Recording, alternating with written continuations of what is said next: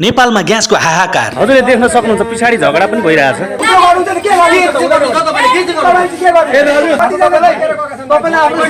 तपाईँ बिहान कति बजी लाइन बस्नु? नेपाली जनता सर्वसाधारण जनताले चाहिँ किनेर खान पाउनु पर्यो, भोकभोकै मान्छे मर्नु भएन। तपाईँ चाहिँ पाइसक्नु हो? मैले पैसा चाहिँ बुझाइसकेँ, पाउन त कहिले हो कहिले। बिहान 6 बजीदेखि बस्नुभएको? तपाईँ नेपाल सरकारलाई के भन्न चाहनुहुन्छ? नेपाल सरकारलाई सुव्यवस्थित गरिदियोस् ग्यास सम्बन्धी भन्ने। ग्यास बेच्ने व्यापारी तथा किन्न आउने ग्राहक पनि को पनि झगडा चलिरहेछ यहाँ। मैले पनि सिलिन्डर ग्यास ल्याएर राखेको 1.5 महिना भयो। बिचबिचमा आउँदै सोध्दै जाँदै गरेँ, तर अहिलेसम्म पाएको छुइनँ। बिचमा यस्तै लाइनहरू निकै 2-3 चोटि 3-4 चोटि 4-5 चोटि नै भइसक्यो। अब मैले ग्यास आज पाउँछु कि पाउँदिनँ थाहा छैन, दिनुहुन्छ कि दिनुहुन्न थाहा छैन। यो चाहिँ आज बिहानको लाइनको हो।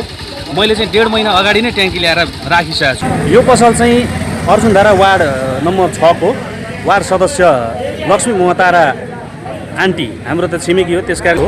यहाँनिर एकदम धेरै झगडा पनि भइरहेछ। मैले ट्याङ्की ल्याएको 1.5 महिना भयो, तर म पाउँदिनँ अरे।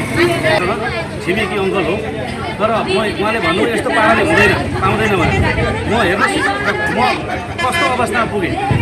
घरमा भात नखानु।